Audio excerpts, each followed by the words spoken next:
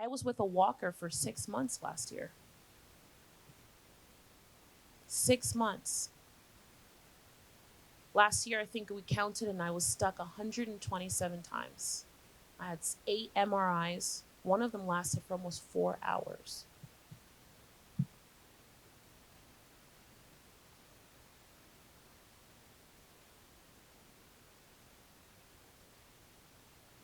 I have this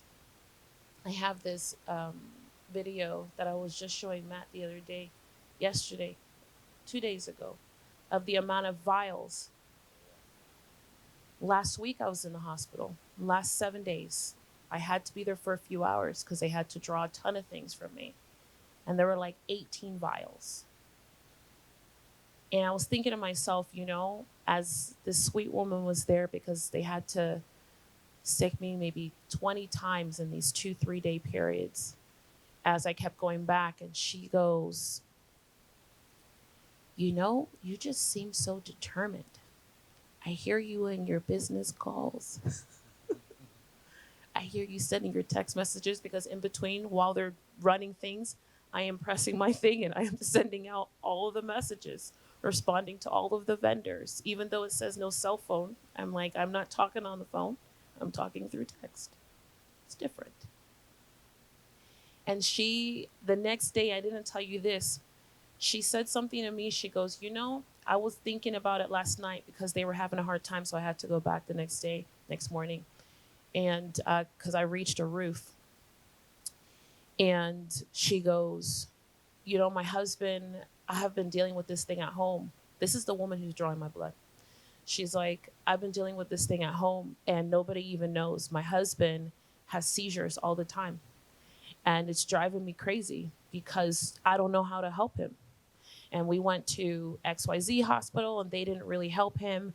And now I'm just dealing with this thing on my own. But I was listening to you and what you were saying yesterday, and I thought about it while I was in my bed.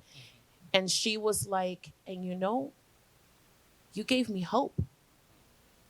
And she's like, because your diagnosis sounds a lot like his diagnosis, and I didn't think there was any hope. She goes, but I see you doing all these things and you're so determined to just keep going. And she said, why? And I said, because I am not dead, so therefore I'm not done. I got shit to do. And she started to ask me questions about my journey through this diagnosis, looking for what she can do next for her husband. And what was so important for me was her then saying, I really think you should speak or something and help more people, because if someone would have told me, if I had heard this, because he stopped going to doctors because he thought it was hopeless. And she's like, he's 60 something. And she's like, he just stays at home all the time now. Or, he's given up.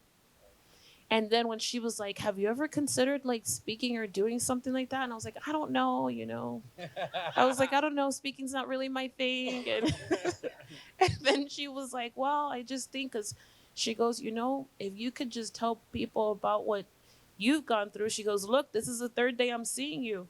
She goes, I don't see anybody 3 days in a row, but she goes, they got this crazy order for you, those doctors. So she's one of those people. And then she goes, all I know is that you helped me. I went back and I told him, I'm not buying you cupcakes anymore. I'm not buying you such and such and such. You're not drinking, da da da da da. She goes, I made an appointment.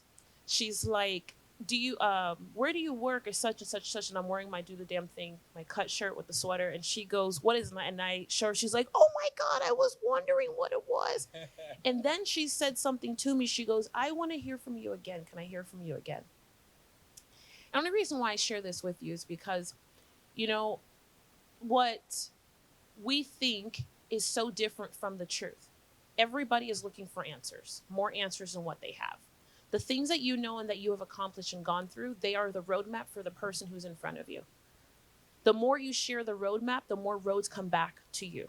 I survived last year in the way that I survived, and the grace that I had, because of the amount of roads that I built, but not because the roads were perfect, but because it was just truthful and other people could walk on them.